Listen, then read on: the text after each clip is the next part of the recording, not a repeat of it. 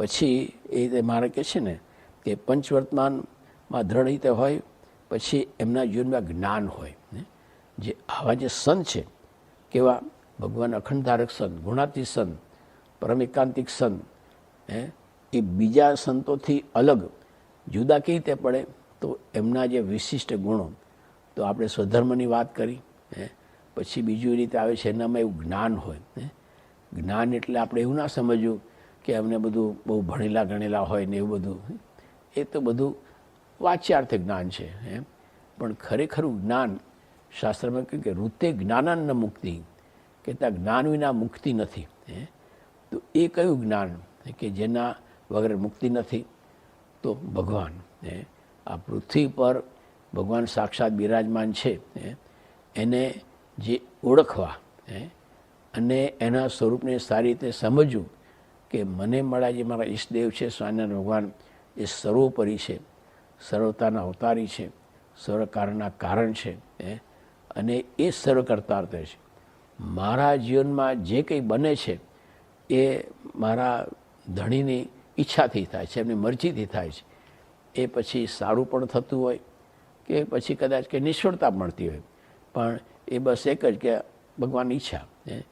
આજે આ જ્ઞાનની વાતો તો બહુ થઈ શકે, પ્રવચનો પણ બહુ મોટા રીતે થઈ શકે, પણ જેને ખરેખર આ જ્ઞાન પોતાના જીવનમાં આત્મસાત કર્યું છે, તો એને ડગલે ને પગલે ઘડીએ ઘડીએ એને ભગવાનનું અનુસંધાન રહે કે ભાઈ જે કંઈ કરે છે ભગવાન જ કરે છે, અને જે કંઈ કરે છે સારું કરે છે. એમાં ભલભલાની કસોટી થઈ જાય. આજે દાખલા તરીકે વાત એમ બનેલી કે 1974માં પ્રમુખ સાહેબ મહારાજને પરદેશ જવાનું થયું. પરદેશ જવાનું ગાદી પર આવ્યા પછી પહેલી વાર એમને પરદેશ જવાનું તે થયું. અને એને આગલે દિવસે ત્યાં મુંબઈમાં પોદાર કોલેજ હોલમાં બહુ ભવ્યતાપૂર્વક એમનો વિદાય સમારંભ રાખવામાં આવ્યો હતો. અને બીજે દિવસે સવારે 9 વાગે ત્યાં મુંબઈ એરપોર્ટથી પ્લેન ઉપડ્યું અને લગભગ ત્યાં 12 વાગે પહેલો એમનો પ્રવાસ નાયરોબી હતો. તો ત્યાં એ તે ગયા નાયરોબી, અને પ્લેન ત્યાં ઉતર્યું અને ત્યાં સમાચાર આવ્યા કે ભાઈ પ્રમુખ સાહેબને પાર્ટીને અહીંયા ઉતરવાનું નથી, પાછા જવાનું છે. બધા સંતો તો બધા બહુ નિરાશ થઈ ગયા, કારણ કે આગલે દિવસે જેમનું આવું ભવ્ય વિદાય સમારંભ હતું અને આવી રીતે લીલા તોરણે પાછા વળવાનું થાય તો કેવું થાય? સંતોને બહુ પૂજ્ય ડૉક્ટર સ્વામી વર્ણન કરે છે કે અમારા બધાના મોઢા તો પેલી દિવેલ પીધેલી ઉતરેલી કઢી હોય ને એના જેવું થઈ ગયા અમારા બધાના મોઢા. કહેતા મૂડલેસ થઈ ગયા. પણ સ્વામીજી એકદમ બરાબર મૂડમાં હતા, એકદમ ફોર્મમાં હતા કે ભાઈ આમાં થાય, આપણે ક્યાં કંઈ ખોટું કર્યું છે, ભગવાનની જેવી ઈચ્છા, ભગવાનની ઈચ્છા.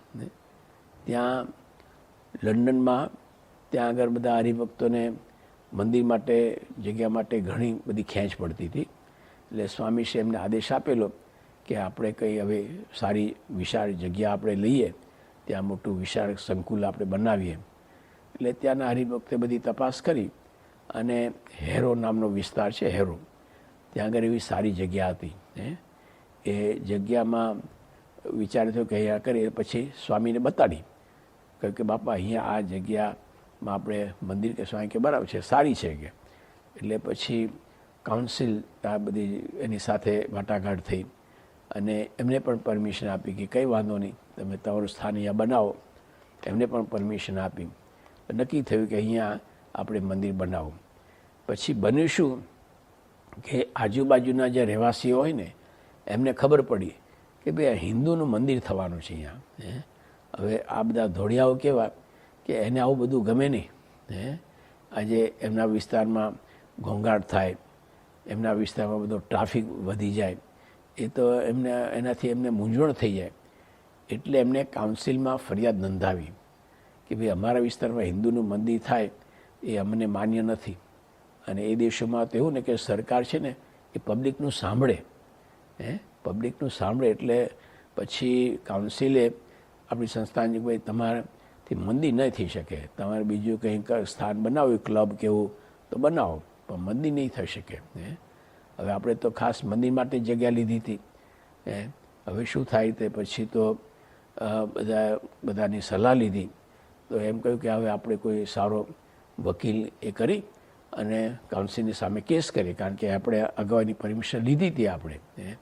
એટલે એ રીતે એ સમયમાં 1 લાખ પાઉન્ડ આપીને એક અંગ્રેજ વકીલ હતો ને એને આપણે સંસ્થાએ રોક્યો.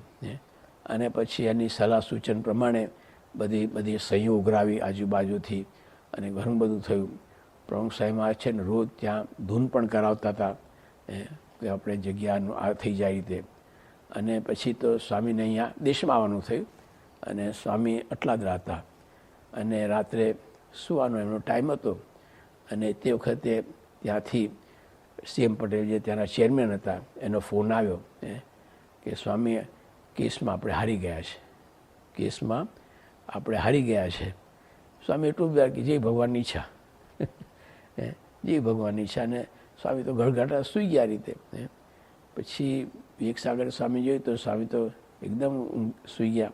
એટલે બીજે દિવસે એમને કહ્યું કે સ્વામી મને તો ઊંઘ જ ના આવી, કારણ કે વિવેકસાગર સ્વામી પણ પહેલેથી આ પ્રકારમાં એમની સાથે જ હતા આ પ્રકરણમાં. એટલે એમને તો બહુ દુઃખ થયું કે આપણે £1 લાખ ખર્ચ્યા અને આટલી બધી મહેનત કરી અને છતાં આપણે હારી ગયા. એટલે થોડો ખરખરો કરવા લાગ્યા સાહેબ. તો કે જો આપણે ક્યાં કંઈ ખોટું કર્યું છે, પણ ભગવાનની જેવી ઈચ્છા. એટલે ટૂંકમાં આ વસ્તુ છે ને કે આજે સારું થાય તો પણ સ્વામી એમ જ કહેશે કે મારાની ઈચ્છાથી થયું, કૃપા થયું ને. અને કદાચ આવી કંઈ નિષ્ફળતા મળે તો પણ એમ જ કે કરતા હરતા તો એક સ્વામિનારાયણ ભગવાન જ, એમની ઈચ્છાની મરજી પ્રમાણે જ બધું રીતે થાય છે ને. તો ખરેખરું જ્ઞાન આ જીવનમાં સાચું જ્ઞાન એ છે કે મને મળ્યા જે મારા ઈષ્ટદેવ છે સ્વામિનારાયણ ભગવાન, એની ઈચ્છાની મરજી પ્રમાણે જ બધું થાય છે મારા જીવનમાં. તો એવું આજે સ્વામીશ્રીને વિશે ખરેખર એવું જ્ઞાન એ પણ આપણે એના દર્શન રીતે ઘણી વાર રીતે આવા પ્રસંગો થયા છે રીતે. પછી એમનામાં બીજો વિશેષ ગુણ છે વૈરાગ્ય. વૈરાગ્ય એટલે આજે કેવું છે કે આવા મોટા સંત છે, સાધુ છે, એટલે તો કંઈ અમારી જે પણ બધા એવા સાદા કપડાં ને બધું સાદું ભોજન ને બધું રીતે રાખે એ રીતે બધી રીતે પોતે રીતે રહે છે. પણ આજે પ્રમુખ સાહેબ મહારાજને કેવું છે કે એમને દેશ પરદેશમાં ઘણીવાર જવાનું થાય.